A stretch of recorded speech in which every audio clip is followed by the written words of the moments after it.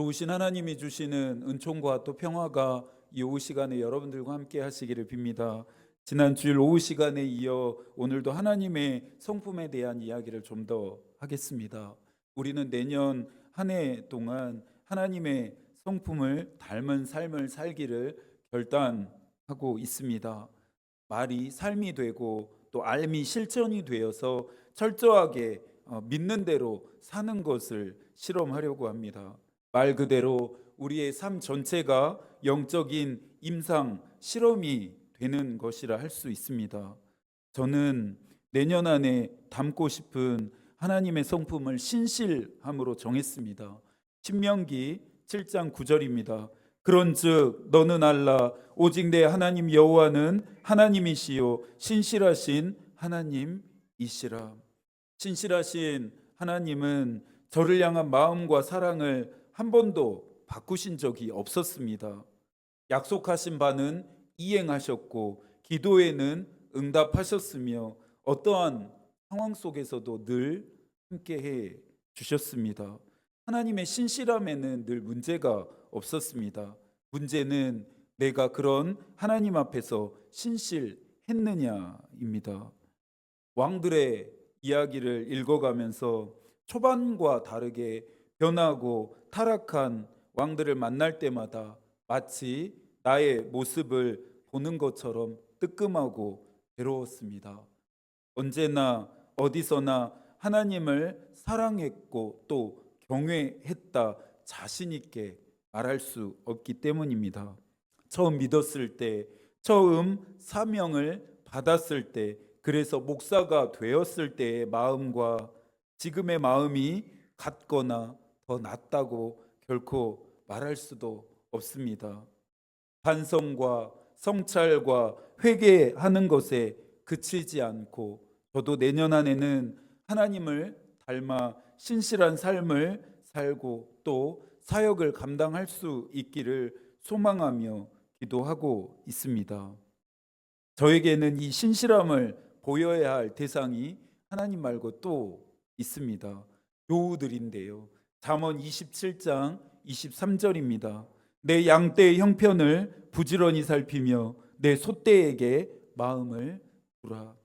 저에게 맡기신 양떼나 소떼와 같은 교우들에게도 신실하기를 결단하고 있습니다.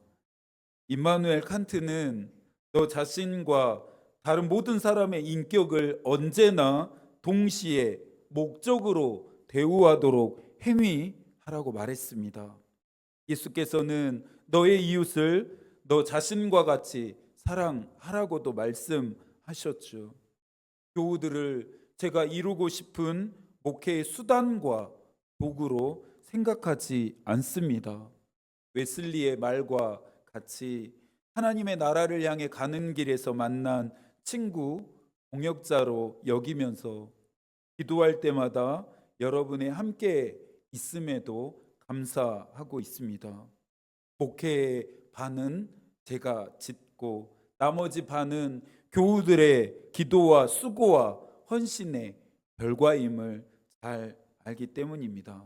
이번에도 문제는 저만 잘 하면 되는 것인데요.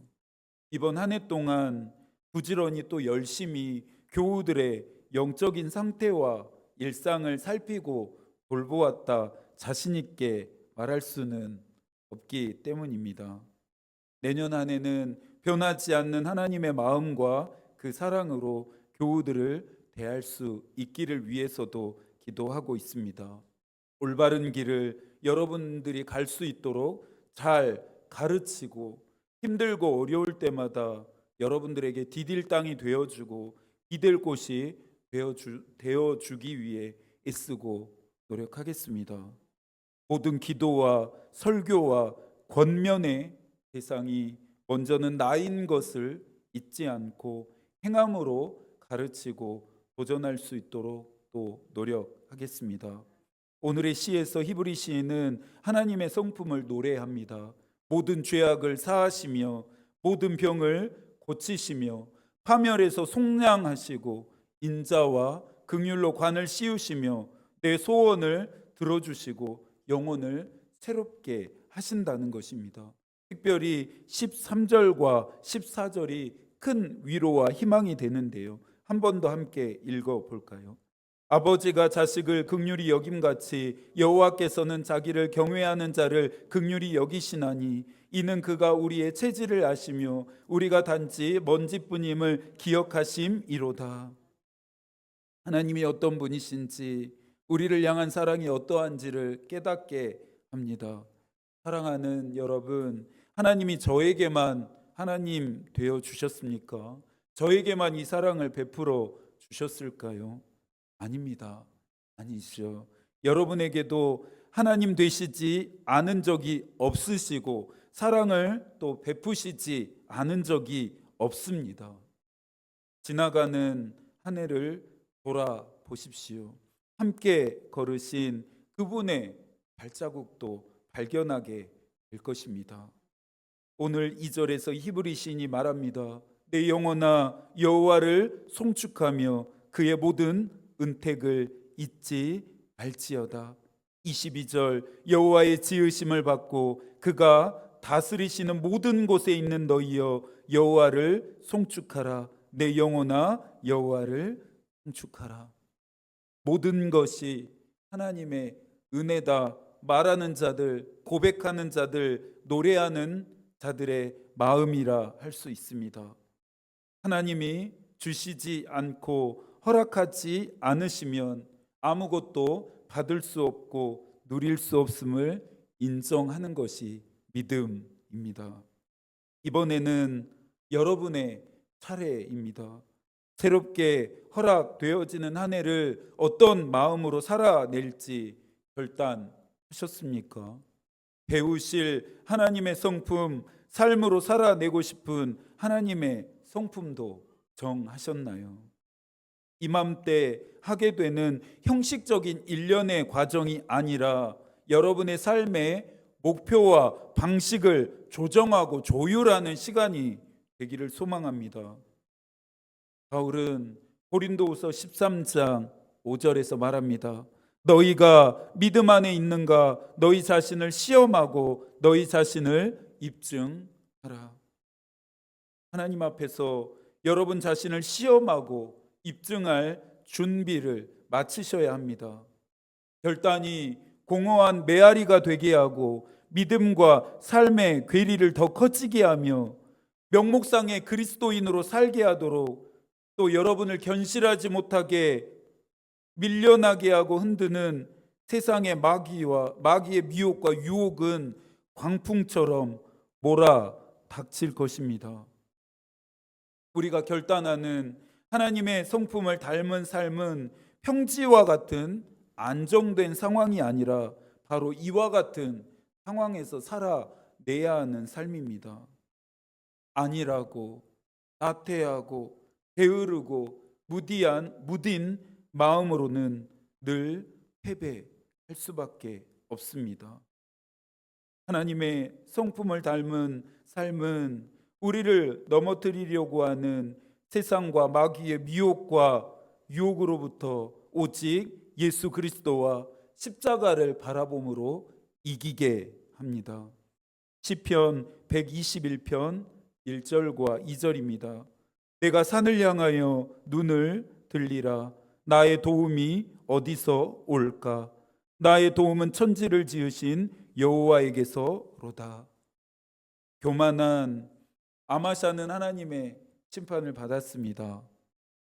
교만함은 아마샤를 하나님이 아닌 우상을 의지하고 숭배하게 만들었습니다. 하나님의 말씀에도 귀 기울이지 않고 듣지 않고 하나님을 버리게 했습니다.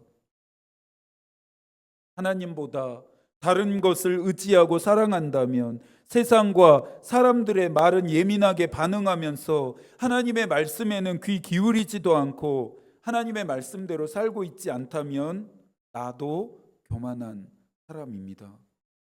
교만한 상태임을 아마샤처럼 나만 모르고 있는 것일 수도 있습니다. 아마샤는 끝까지 회개하지도 않았고 돌이키지도 않았습니다. 여러분도 끝까지 회개하지도 않고 돌이키지도 않으시겠습니까? 지금 이 모습대로 하나님 앞에서 계속 살아시겠습니까? 9절과 10절의 말씀도 한 번 더 읽겠습니다. 자주 경책하지 아니하며 노를 영원히 품지 아니하시리로다. 우리의 죄를 따라 처벌하지는 아니하시며 우리의 죄악을 따라 우리에게 그대로 갚지는 아니하셨으니 함께 회개하고 돌이켜서 회복하시고 새롭게 하시는 은혜를 받고 싶습니다. 지나가는 한 해에 대한 후회, 아쉬움, 자책보다는 베푸신 사랑과 은혜에 대한 감사와 찬양으로 응답하십시오. 새롭게 허락하신 한 해는 하나님의 말씀을 청종하고 순종하는 삶을 살겠다 결단하십시오. 이 한 주도 하나님이 여러분과 함께 계시기를 기도하겠습니다. 하나님의 마음이 우리의 기도가 되고 하나님의 뜻이 우리의 길이 되기를 빕니다. 아멘.